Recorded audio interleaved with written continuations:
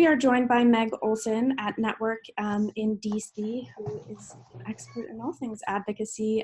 So she is going to be able to share with us a bit of her expertise and tips as we prepare for our time in DC. At the moment, I believe when you all join the call, you probably are all on mute. So Meg will go through her presentation, and at the end, we'll be able to take any questions that you have. So without further ado, I'll let Meg take it over. Great. Hi, everyone. As Erin said, we're so glad you're here. This will be one of many opportunities that you'll have especially if you're students or you are new to coming up and lobbying, to learn the ins and outs. So, and this is certainly, the first time, and then once you get to IFTJ, there will be more opportunities, and then there'll also be a practice the night before. So do not think this is the only time. Great. So as Erin said, my name is Meg Olson, and I lead up the grassroots mobilization team at Network Lobby. Just a quick, Network is an advocacy organization that was founded by Catholic sisters in the 1970s. And our model is educate, organize, and lobby. And we are primarily an economic justice lobby. We also work on healthcare, affordable housing, immigration, and democracy. So we are a member institution of the Ignatian Solidarity Network and have been a longtime partner with the Ignatian Family Teach-ins. So we're excited to join you once again. We do also say we're open to all who share our passion. And I think that these qualities are also ones that we find in the Ignatian Solidarity Network. So again, we're just very glad to be here. So today we'll be looking just a kind of a broad view for a moment at what is advocacy, and really talk about why lobbying is important. I know there's a lot of reasons to come to the Ignatian Family Teach-in, and yet this is, what's so amazing about IFTJ is it is the largest Catholic gathering that happens annually in Washington, DC. And your message that you're bringing is so important. And the two issues that you'll be focusing on this year, immigration and climate change, could not be more timely. And your lobby day is certainly part of a larger strategy that our partners here in DC and across the country are all working on these issues. So we'll talk about that more. And then we'll look kind of at the nuts and bolts of what happens when you enter the lawmaker's office. So advocacy is, just in general, is basically this idea that we are publicly championing policies that will benefit the lives of others.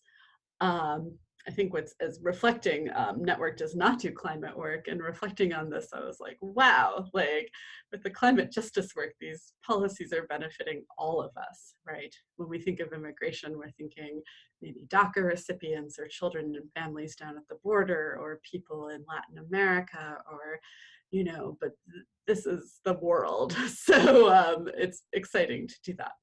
We are taking actions and we're influencing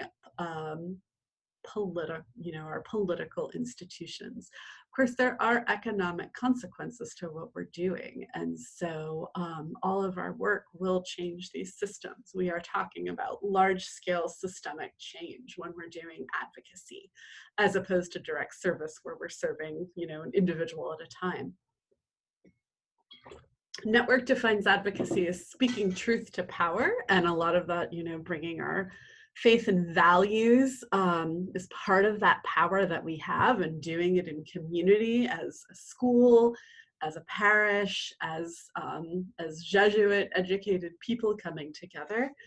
And we're bringing the needs of the people to people in power, to others who are also in power. So they have the power to create change. And when we're in DC, that is our federal lawmakers. So our representatives and senators who of course, create all of this legislation and can promote legislation that serves the common good or promote legislation that really harms us. And so our lobby day is there to influence them. Of course, we are rooted in a faith, our advocacy is faith-based. And this is really an asset. You know, you will receive lots of handouts and leave behinds and talking points from ISN.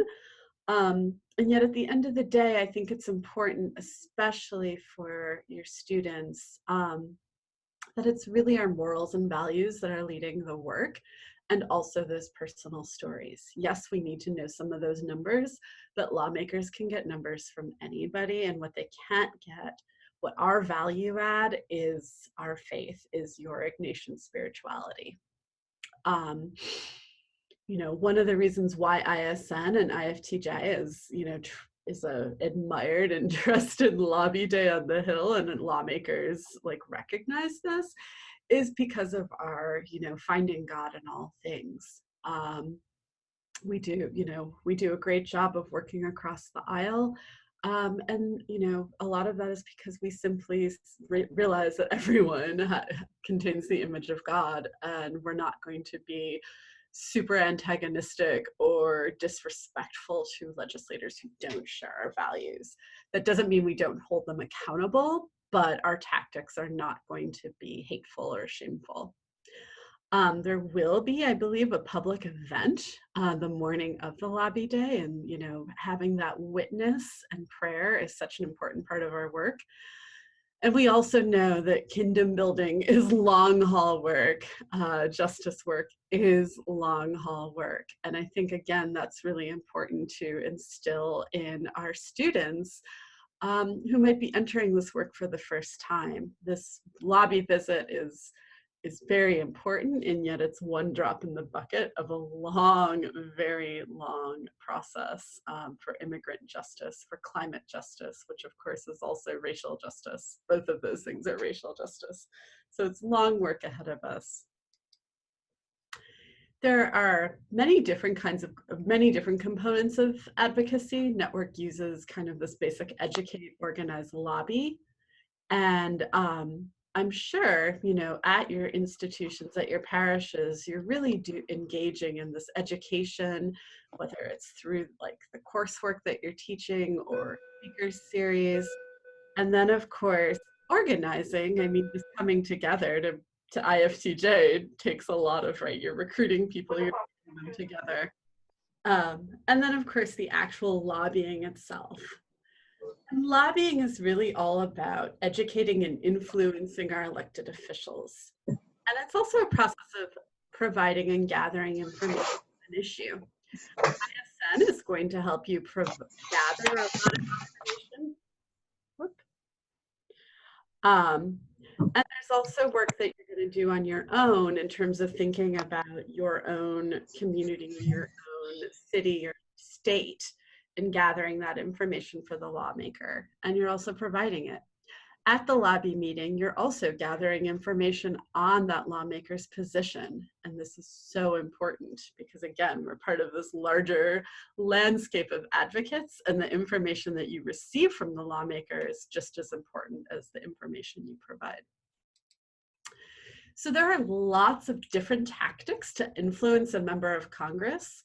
And I think it's important to remember this because once, you know, after IFTJ, there are still a lot of things you can do as advocates to keep the conversation going.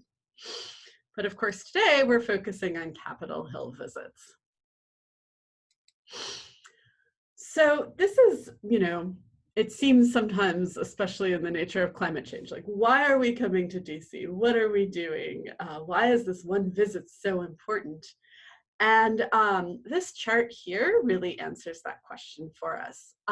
Network, we work closely with an organization called the Congressional Management Foundation, and they actually conduct a lot of studies across the aisle with staffers of representatives and senators. And so every year they ask, if your senator has not or representative has not already arrived at a firm decision on an issue, how much influence might a strategy directed to the Washington office have on their decision? And you can see here the number one most effective is an in-person visit with a constituent. So you as constituents have the most power in this situation. You know, all of these other tactics, maybe not form email messages, but all of these other tactics have some influence, but this in-person visit is the most powerful one. And so that is what we're building to. It's also important to remember that citizen advocates have this opportunity to provide personalized and local information. Your member of Congress, 91% of members of Congress say that it's really helpful to have information about how a bill would impact a district or a state. And they only currently, I mean, this was back in 2015, so hopefully we've done a better job in the last 4 years to educate people on this issue, on this important information sharing, but you know, only 9% of people actually provide that. So as you're prepping for your time to DC, it's important to think about like, who are, especially with immigration, like how many DACA recipients are there? Or, you know, what are immigrant families in your community experiencing because of increased arrests or increased activity with ICE, or the detention center in your community? How has that been changing the landscape of the immigrant community? So thinking about all of these things, and of course climate change. You know, I think you know, just thinking about the health and the pollution and all of those things in your community. So really making sure you have those stories, really important. Also during the meeting, you know, again, as I said earlier, your faith and morals are really, you know, and the Jesuit tradition and the Ignatian spirituality are really assets in your meeting. And so it really is a strength. And yet at the same time, like, we want to make sure we're authentic. So it would be great, you know, for your students, for you to kind of practice like, okay, what is it within my faith tradition? And it doesn't necessarily even have to be a Catholic tradition, but what is it within my faith tradition that is calling me to come be an advocate? And, you know, practice saying that, practice explaining that, because it is really what distinguishes us from from our secular partners and really makes us an asset. It's also important, and we can talk a little bit more about this, but to know if your member is Catholic. And also, I'm sure ISN can tell you this, did your member attend a Jesuit institution? So keep that in mind as well. It is a place to connect with some of your lawmakers. Again, going back to that chart that we looked at about the need for the personal, really focusing on storytelling. And this is because, right, like, we can provide lots of data and theoreticals, and yet, you know, without the personal connection, those are just numbers. This also provides a really new and vital perspective to the member or their staffer. You know, remember, you'll be talking to staff members who hopefully this is like their legislative aides, and like, they are the legislative aid for immigration. They think they know everything, and they probably do. They know a lot about what's at stake. However, oftentimes legislative aides are not necessarily from the state that the member of Congress represents, or for sure the district, and oftentimes not the state. And so for you to be able to provide that local view is new information for them. I think it's also important to remind everyone that you know, depending on what office we're going to and sort of, you know, what side of the aisle they're on, they might look at some of these numbers and have numbers from other organizations that don't share our values. And, but they can't dispute you talking about, um, the forest in your community that has lost songbirds because of climate change, right? They can't, no one's going to say, oh, you're lying. We hope not, at least.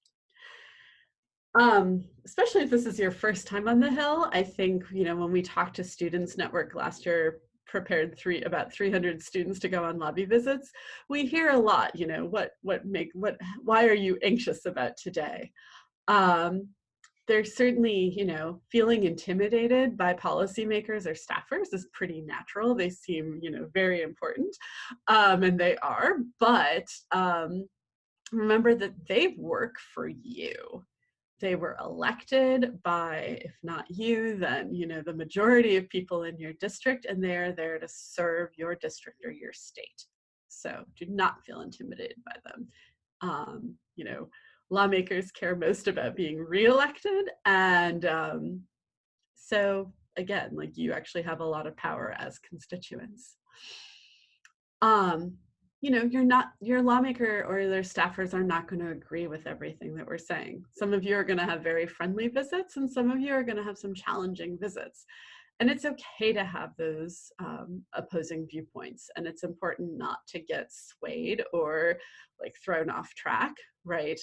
We're rooted in our beliefs, hopefully guided by the Holy Spirit. And what happens in that meeting,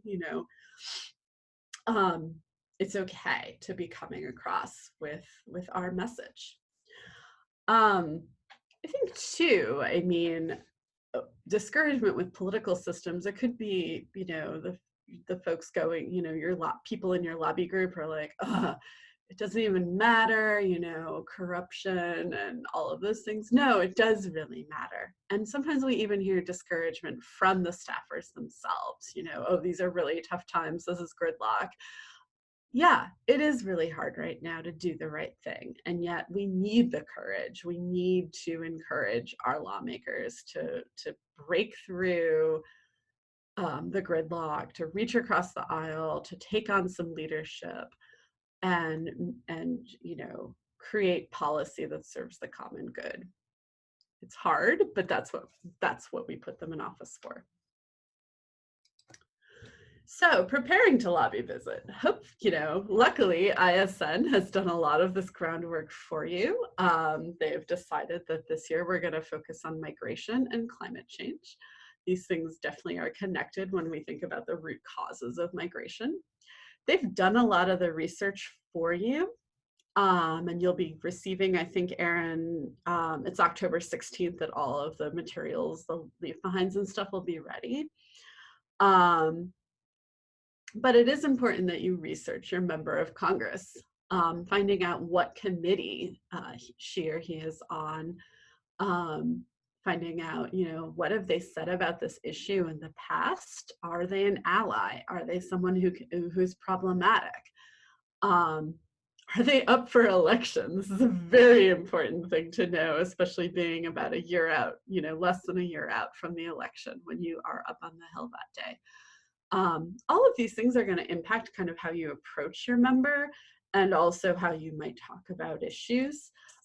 ISN provides you with lots of talking points, and if you kind of know where a member of Congress is coming from, like if we know that they're motivated mostly by like the economics of an issue, like those are the talking points you're going to focus on a little bit more, play them up a bit more. You will have opportunity in your group that Sunday night to practice, to divvy up, and there is, I believe, a lobby planning, I know that there's a lobby planning sheet where everyone will have their roles, like who's going to do the introduction, who's going to talk about what issues. Some of you, if you're in the larger states like New York or California, Ohio, you are actually your state captain will actually lead you, help you do some preparation long beforehand. So we know that that each school is can contribute to these larger lobby visits to senators. So hopefully you'll be hearing from your state captains soon, because this is new this year, but they're here to help kind of organize you and make sure that all the schools are able to participate and are equipped to have a great lobby day. The materials that you'll leave behind are the ones that you'll receive from ISN ahead of time, but then also when you register or check in for IFTJ. But you want to make sure that all of those are in order when you go into an office and that you have everything set, so that's nice and, you know, everyone is prepared. You'll have lots of time on Sunday night to practice your talking points, but you can also, if you have the opportunity to do that beforehand, never hurts to just practice and really wrap your head around these issues. So when you arrive, you should meet with your entire team outside the office several minutes beforehand. This is especially important if you might be, you know, that Sunday night you might, or as you're planning your lobby visits, you might be going, like if you're a school, you might be going also with a parish to a lobby visit. So just knowing your whole team is really important. And just take a moment to review everyone's roles, make sure everyone's prepared to walk into that office. Definitely want to make sure that your phone is silenced. We might see staffers like looking at their phone during a meeting. They probably, you know, they have a ton of things going on, especially in November, right? You know, sort of towards the end of the congressional year, but we do not look at our phones. You'll have one member, one of your team's members introduce the whole group to the person at the front desk. And you should definitely say, we're here with the Ignatian Family Teach-In, name your school or organization. If there's multiple schools, just name all of the schools and say who you have the meeting with. They might ask everyone to sign in. That's a pretty common practice, especially if you're a constituent. So just use the address that you're registered to vote with, is what we advise.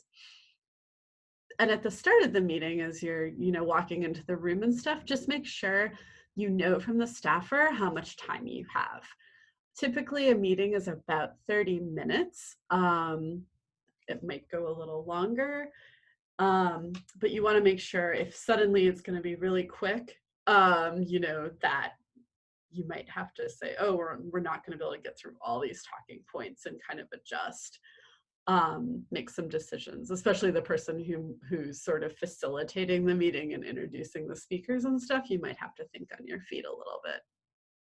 Hopefully you'll be in an office, but know also that sometimes offices are really small, and if you're a larger group, you might be in a stairwell or in a hallway. So all of these things happen frequently, and we just have to adjust, and kind of there's a little bit of improvisation happening, of course, always. So at the beginning, everyone in the group should go around and briefly introduce yourself, just your name. If you're all from the same school, you don't have to keep repeating the name. If you're from different schools or organizations, let them know. Also let them know if you're a constituent. Even if your student is too young to vote, if they live in the district, that their parents are constituents, that they are still represented by this member, so they can still claim constituency.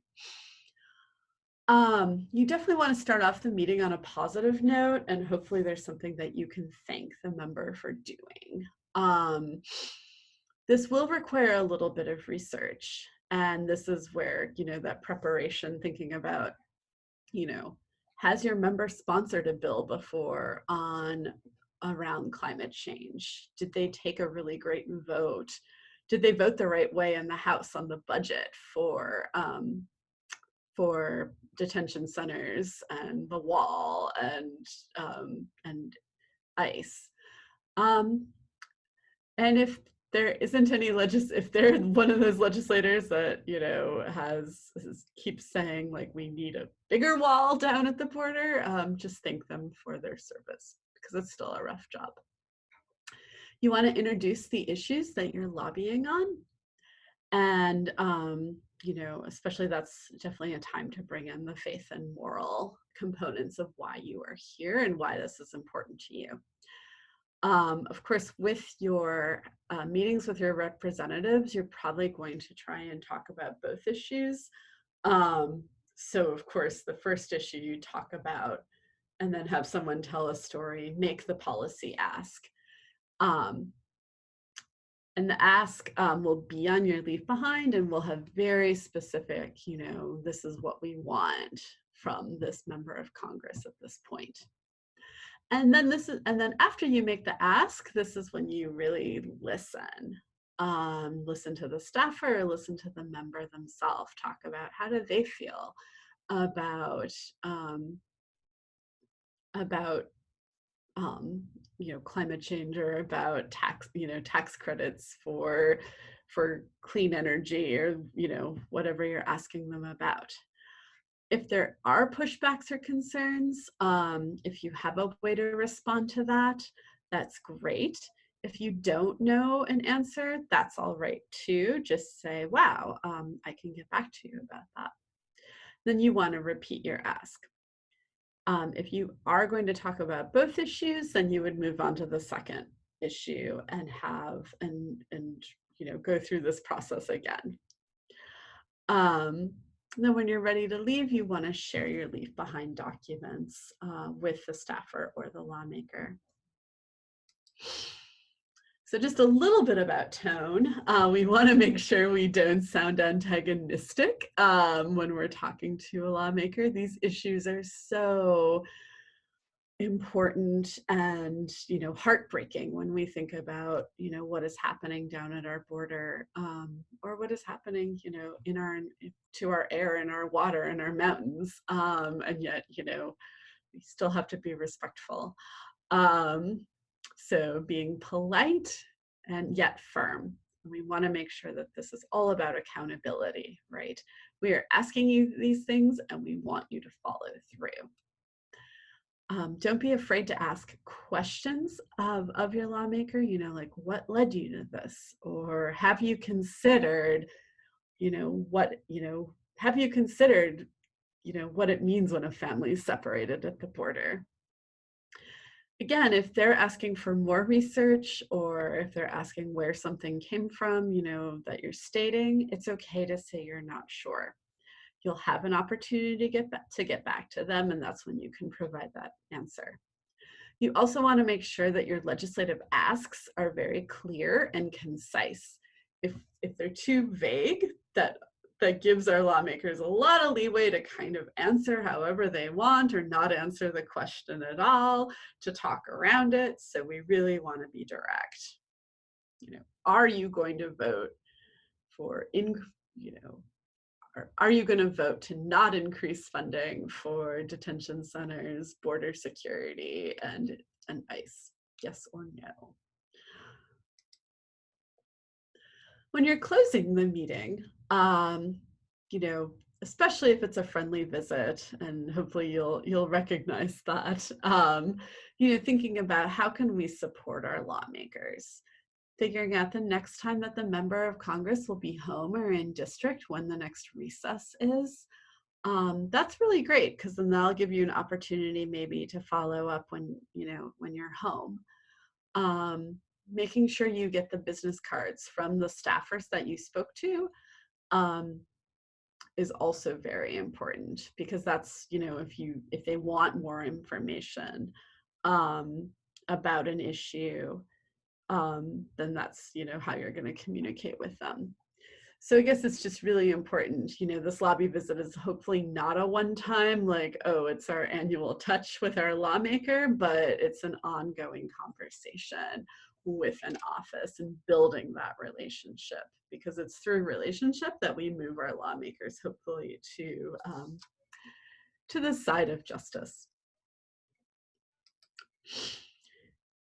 So of course, when you're done with the meeting, you want to thank the staffer, the member of Congress, for their time. And you want to take a picture. I know this is something we always like to see on the lobby day, is all of you up on the hill, you know, on the social media that you're comfortable with, whether it's Twitter or Facebook or Instagram. You want to make sure, you know, all of your members of Congress have a Twitter handle. So that's a little bit some more research you can do on that member, like what is their Twitter handle? And Twitter's actually a decent place to also find a little bit of information about how they might feel about an issue if you're having a hard time finding it other places. If your school has a Twitter handle, you can use that. Make sure you have permission. And of course, IFTJ will have a hashtag for the event, so you want to use that as well. And even if it wasn't the best meeting ever, like, you know, thank you for your time, Senator Sherrod Brown.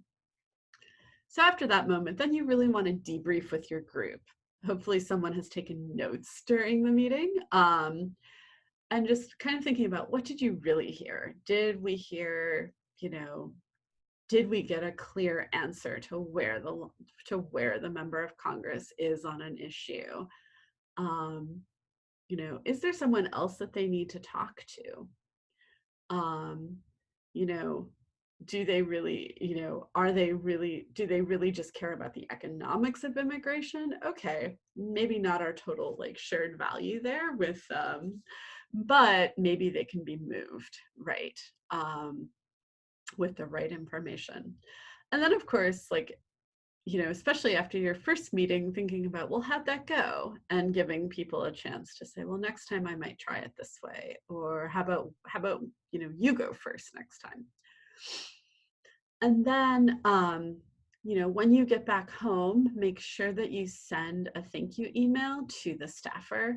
It says here within 24 hours of the meeting. I would say, you know, that's on a Monday. I would definitely say by like, you know, the first like Wednesday or Thursday, have that thank you email. And in the thank you email, you want to repeat the asks that you made during the meeting. You also want to attach electronic versions of the leave behinds that you had in the meeting. And if there's additional information that you can get that quickly, that would be great as well. And then of course you want to continue to watch your member of Congress. If they said that they would support something, like, you know, watch those votes, be able to hold them accountable. You also definitely want to report back to the Ignatian Solidarity Network what you've heard. And I'm not I think, you know, I know that there is a report back mechanism for you to share this information. So just make sure, again, ISN is part of a lot of different coalitions.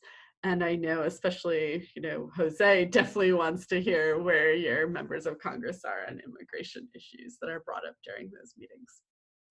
And so does Network, actually. We're all very like partners, all working on the same things. And what you hear, especially, you know, as a constituent, might be a little bit different than what we hear as lobbyists. So really important. So now we have time for questions. I don't know how you want to do questions, Erin. Sure, we can just open the floor. If anyone has any questions, I will just remind you that you all have your mics muted, so be mindful of that. Hey, this is Michael Downs calling from Bishop O'Dowd in Oakland. Thanks so much for the presentation. I'm just wondering if the slides could become available, because this could be super useful as I'm relaying it to my students. Absolutely, I will share the slides, and we also have recorded this webinar, so if you would like to share the entire webinar, you'll be able to do that as well. Thank you.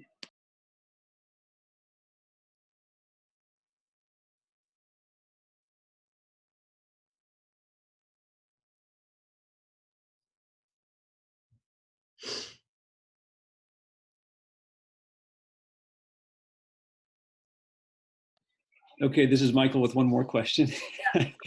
I'm just wondering if it's hard to predict now, but if the buzz about impeachment is increasing over the next few weeks, and that's kind of in the air when we're there in DC. do you have any sense of how or if that will inform our approach to Advocacy Day or not? Are you like asking in regards to the ask that we are giving you, all of you, to make to the staffers, or regards to like where immigration will be at play in Congress at the time? I think more the latter. Like, there's some concern that things will kind of move to a standstill, or emphases will shift, et cetera. And also just in terms of preparing our kids, if this important political moment is kind of in the air, does it affect the kind of conversations we have? And maybe not, but just wonder if you have any insights into that. No, that's a very good question. So the ask that ISN is giving you all to have are really kind of just like asks that are not going to be changing. And when I was creating that, I was very mindful of that. DC is an ever-changing kind of field. Like whatever happened last week is like a lot older, and it moves very fast-paced. So a lot of the asks that you have are more for appropriations, which is a normal process that they all have to go through, and will be a big piece at play during November when your students or your folks are up on the Hill. And then the other piece that probably won't, that isn't a part of appropriations, well, as what everyone is hoping it won't be a part of the appropriations process, is the whole DACA, TPS, and DED. We hope that stays away from the appropriations for now. So most of all this asks are just very like standard kind of asks that are regarding to appropriations, that the impeachment really shouldn't have much of to say. But we are also prepared that if there is something very huge, that it does shift, because like I said, it's DC and it's an ever-changing, process. We'll find a way to relay that to everyone. But like I said, we should be fine with that. We also do have policy briefings at the teach-in. I believe both are on Sunday. Yeah. And I'd also just say, Jose just said appropriations, which of course is our funding mechanism for all these things. And even if the impeachment is, happening, Congress has a deadline now. They've given themselves an extension for November 21st. And you are going to be there, the week before. So they better be doing their job. Well, they have to, unless we have a government shutdown, which happened last year, lasted for a month long. And given that we're very close to the election, the Republicans, if they want to play a smart game, they're not going to have a shutdown, especially Trump, because he got burned very bad from the last shutdown. So I think we're in good place. Are there any other questions at this time? Okay, then just a few reminders from our end here at ISN. We have 2 additional webinars next week, and we'll delve more into our advocacy issues. So on Tuesday, October 8th at 4 p.m. Eastern, we will talk about immigration, and on Thursday, the 10th at 4 p.m., the environment. Again, we hope that you can be present for those. It's a great opportunity to be able to ask questions, but they will be recorded, and all of that information will be shared both via email to delegation leaders, and then we will post it on our website as well. At this time, all of our backgrounders and talking points are available on our website. So that's a really good starting point to begin to review. As Meg said, this is just the beginning of preparing for Advocacy Day. But those resources are available to you and to be shared with your delegations as well. So that's all we have for today. But again, we hope to see you back on Tuesday for our immigration webinar. Thanks again, Meg, for joining us and for sharing your expertise.